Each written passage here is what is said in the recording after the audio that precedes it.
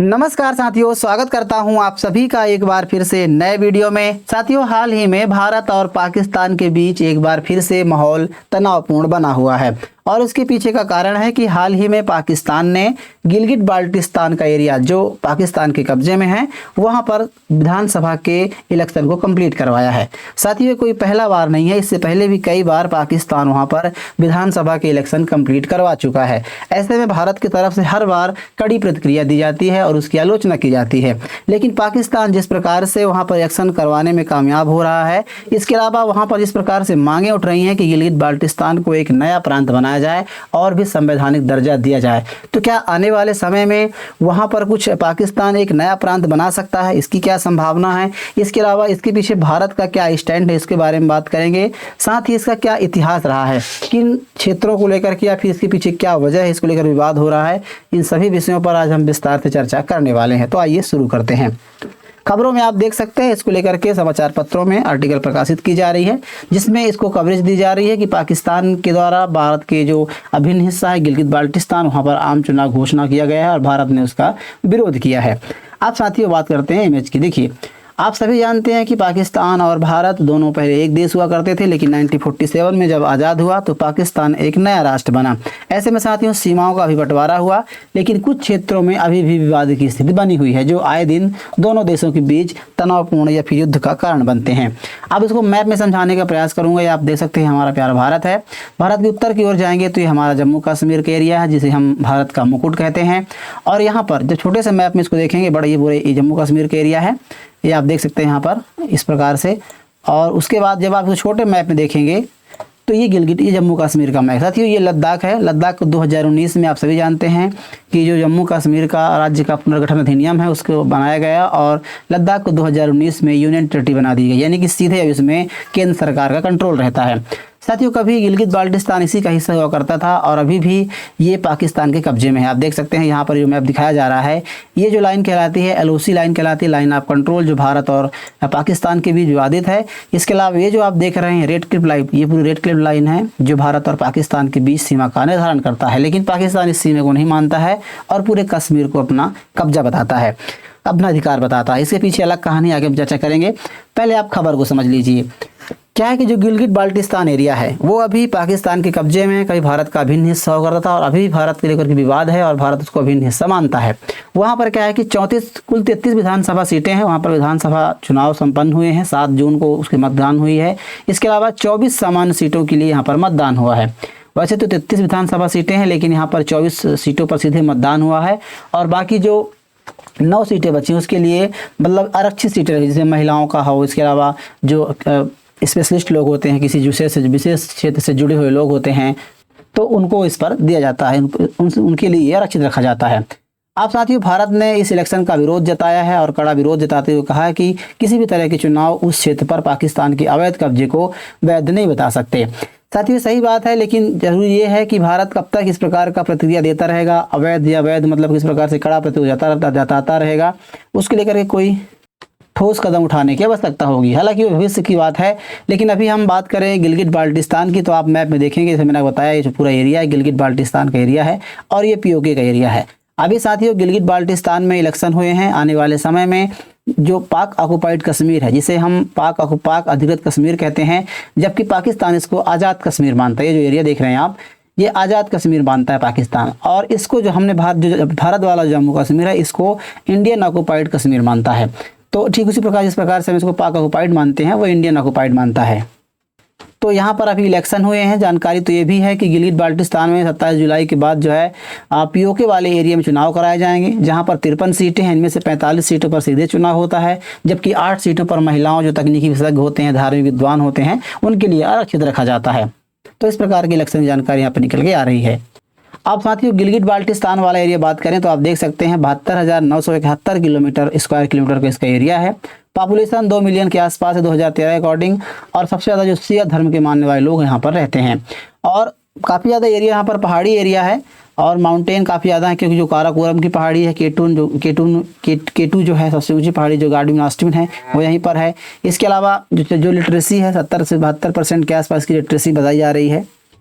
और मात्र 14% लोग अर्बन एरिया है, मतलब शहरीकरण है। बाकी जो ग्रामीण एरिया है, काफ़ी घाटी बसा हुआ एरिया, बर्फीला एरिया है।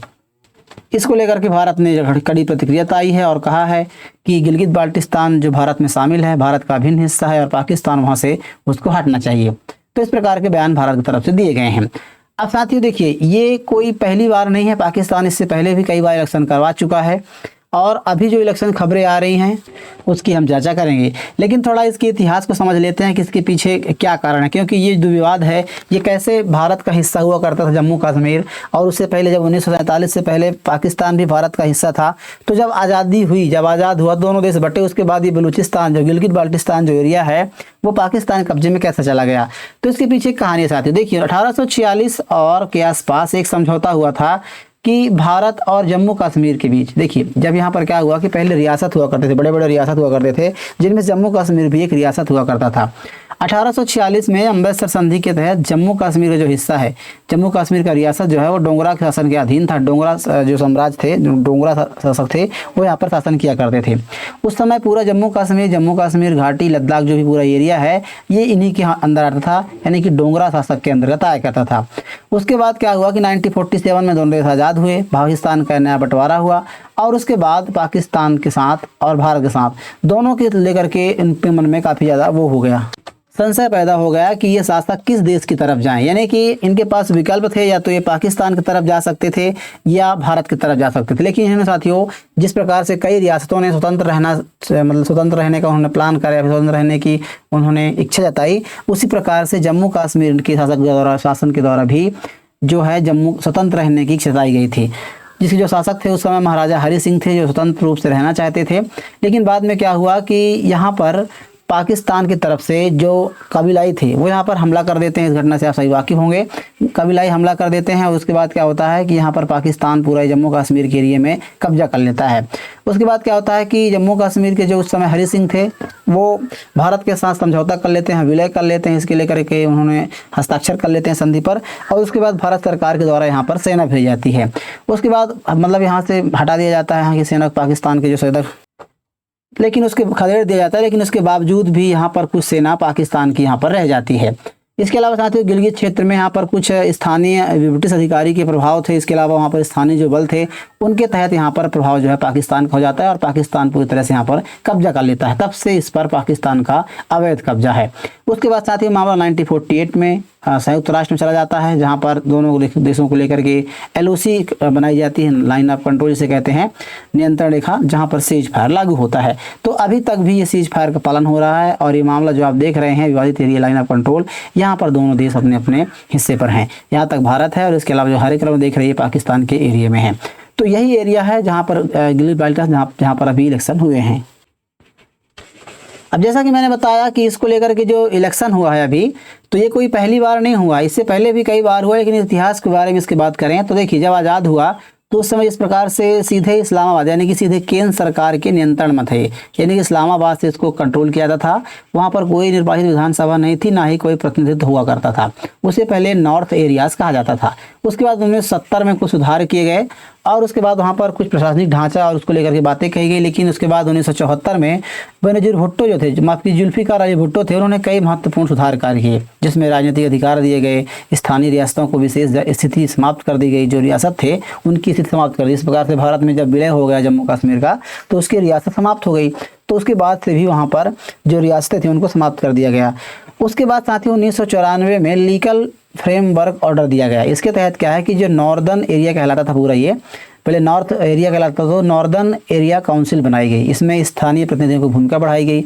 उसके बाद सबसे बड़ा जो घटनाक्रम घटता है वो है 2019 में। साथ 2019 में एक बड़ा बदलाव किया गया और इसमें Gilgit Baltistan empowerment and self governance order लागू किया गया। इसके तहत क्या है कि जो नॉर्थ एरिया कहलाता था, ये वाला पूरा एरिया नॉर्थ एरिया कहलाता था, इसको बदल करके गिलगित बाल्टिस्तान रखा गया। इसमें विधानसभा बनाई गई, मुख्यमंत्री और गवर्नर की व्यवस्था शुरू की गई। इसके अलावा लोगों को अपेक्षाकृत अधिक राजनीतिक अवसर मिलने लगे। अब इसमें क्या है कि अभी तक क्या है कि यहाँ के खुद के प्रधानमंत्री होते हैं, खुद के यहाँ के मुख्यमंत्री, जिस प्रकार से भारत में स्टेट हैं उसी प्रकार से यहाँ के मुख्यमंत्री होते हैं। उसके अलावा यहाँ पर विधानसभा है और साथ ही यहाँ पर गवर्नर नियुक्त किए जाते हैं। गवर्नर सेंट्रल गवर्नमेंट के होते हैं। उसके बाद साथ ही चुनाव होता है और 2018 में एक और बदलाव किया जाता है, जिसे गिलगित बाल्टिस्तान ऑर्डर कहा जाता है। इसमें स्थानीय विधानसभा और मुख्यमंत्री को कई शक्तियां दी गई, यानी कि गिलगित बाल्टिस्तान में ऑर्डर ऑफ 2018 के तहत दूसरा चुनाव कराया जा रहा है। मतलब 2018 में पहले हुआ था, उसके बाद 2020 में चुनाव हुआ और 2025 तक चला, लेकिन 2026 में जो अब चुनाव हो रहा है ये गिलगित बाल्टिस्तान ऑर्डर जो पारित किया गया था उसके बाद दूसरा चुनाव है। इसमें क्या है कि स्थानीय विधानसभा का अधिकार दिया गया, इसके अलावा मुख्यमंत्री की भूमिका मजबूत हुई, स्थानीय सरकार को विस्तारित करने का अधिकार दिया गया, इसके अलावा गवर्नर का पद बरकरार रखा गया, विधानसभा की संरचना बनाई गई, कुल 33 सदस्य बनाए गए। तो इस प्रकार से इसकी प्रणाली बनाई गई कि 24 निर्वाचित सदस्य होंगे और भी लोगों को इसमें शामिल किया जाएगा। उसके बाद जब 2018 में ये नियम लागू किया गया था, उसके बाद 2020 का चुनाव होता है। ये महत्वपूर्ण चुनाव माना जाता है क्योंकि यहाँ पर पाकिस्तान गिलगित बाल्टिस्तान को अधिक संवैधानिक दर्जा देने पर विचार कर रहा था। उस समय तहरीके जो पाकिस्तान तहरीके इंसाफ की पार्टी के नेता थे वो प्रधानमंत्री थे इमरान खान, उस समय भारत वहाँ पर पाकिस्तान के प्रधानमंत्री थे। और उसी समय साथियों गिलगित बाल्टिस्तान को एक नए प्रांत बनाने को लेकर के बातें कही जा रही थी। तो ऐसे में भारत की तरफ से उस समय विरोध जताया गया था। उसके बाद दूसरी बार फिर चुनाव हुआ है, 2025 में लगातार शासन रहा है। 2025 समाप्त होने के बाद 2026 में 7 जून को चुनाव हुए हैं, 24 समान सीटों पर वोटिंग हो चुकी है। भारत ने एक बार फिर से विरोध दर्ज कराया है। अब साथियों इसको लेकर काफ़ी ज़्यादा चर्चाएं हो रही। चर्चा इस बात को लेकर के हो रही है कि पाकिस्तान जिस प्रकार से लगातार इलेक्शन करवा रहा है और अपनी पकड़ को मजबूत कर रहा है, तो ऐसे में कहीं ना कहीं पाकिस्तान के नियंत्रण को मजबूत करने के रूप में देखा जा रहा है। इसके अलावा गिलगित बाल्टिस्तान की जो स्थिति है वहाँ पर संवैधानिक दर्जा ज़्यादा देना और इसके अलावा वहाँ पर हर बार चुनाव का सफलतापूर्वक कामयाबी कंप्लीट करवा पाना, मतलब उन सफलता हासिल करना, तो कहीं ना कहीं एक मजबूत शासन व्यवस्था की ओर रुख करता है। इसके अलावा सबसे बड़ी बात जो गिलगित बाल्टिस्तान को नया प्रांत बनाने की खबर उठती रही है, तो हो सकता है आने वाले समय में यहाँ पर देखा जा सकता है। भारत की तरफ से विदेश मंत्रालय के द्वारा जम्मू कश्मीर और लद्दाख के क्षेत्रों में बाल्टिस्तान को जो इलेक्शन हुए हैं उसको लेकर के उन्होंने कहा है कि अविभाज्य हिस्सा है, पाकिस्तान को उनमें से किसी भी तरह की राजनीतिक प्रक्रिया चलाने का कोई अधिकार नहीं है। चुनाव कराना जैसी गतिविधियां वहाँ की जमीनी हैसियत को नहीं बदल सकती हैं। तो इस प्रकार से भारत की तरफ से विरोध जताया गया है। अब साथ ही सबसे बड़ी बात ये होती है कि हमारे तरफ से क्योंकि लगातार पाकिस्तान इलेक्शन करवा रहा है और भारत की तरफ सिर्फ प्रतिरोध और कड़ी प्रतिक्रिया के अलावा कोई विकल्प नहीं बचता है। क्या जिस प्रकार से मामला यूएनओ में गया हुआ है, तो क्या भारत वहाँ की मध्यस्थता स्वीकार करता है? तो ऐसे में भारत का क्या कदम उठा सकता है? और सबसे बड़ी बात यह है कि जो गिलगित बाल्टिस्तान को प्रांत बनाने की बातें हैं, तो हालांकि उसके पीछे कई कारण हैं। अभी ये काफ़ी संभव नहीं है कि गिलगित बाल्टिस्तान एक बड़ा प्रांत बन सके, क्योंकि इसके पीछे काफ़ी सारी वजह हैं। सबसे बड़ी बात तो यह है कश्मीर पर उसके आधिकारिक जो रुख है, क्योंकि पूरे कश्मीर को वो मानता है कि पूरा पाकिस्तान का है। तो ऐसे में यदि पाकिस्तान का मतलब प्रांत बना देता है, पाकिस्तान के द्वारा प्रांत बनाया जाता है, तो कहीं ना कहीं पाकिस्तान की जो मांग है वो समाप्त हो जाएगी और जो विवाद है वो ऐसे आसानी से सुलझता हुआ दिखाई देगा। लेकिन ऐसा हो नहीं पाएगा। उसके अलावा भारत कभी ऐसा होने नहीं देगा। इसके अलावा अंतर्राष्ट्रीय और राजनीतिक प्रभाव भी हैं। पाकिस्तान लंबे समय से कश्मीर मुद्दे को लेकर के अंतर्राष्ट्रीय मंच पर उठाता रहा है। यदि गिलगित बाल्टिस्तान में स्थायी प्रांत बना देता है तो विरोधी यह तर्क दे सकते हैं कि पाकिस्तान ने एक तरफा तौर पर क्षेत्र पर स्थिति बदल ली है। इसके अलावा भारत का विरोध देखना पड़ सकता है, यूएन की तरफ से भी कोई कदम उठाने को देख सकता है। तो तमाम तरह की घटनाएं हो सकती हैं। बहरहाल अभी आप इस खबर के बारे में क्या सोचते हैं? जो इलेक्शन करवाया गया है, भारत इस पर क्या कदम उठा सकता है? आपकी क्या राय है ज़रूर लिखिए। जानकारी कैसी लगी वीडियो में बताइए, कमेंट बॉक्स में बताइएगा। वीडियो यदि पसंद आया तो वीडियो को लाइक कीजिए, चैनल को जरूर सब्सक्राइब कर लीजिएगा। मिलते हैं किसी ऐसे नए इन्फॉर्मेशन वीडियो के साथ, तब तक के लिए नमस्कार।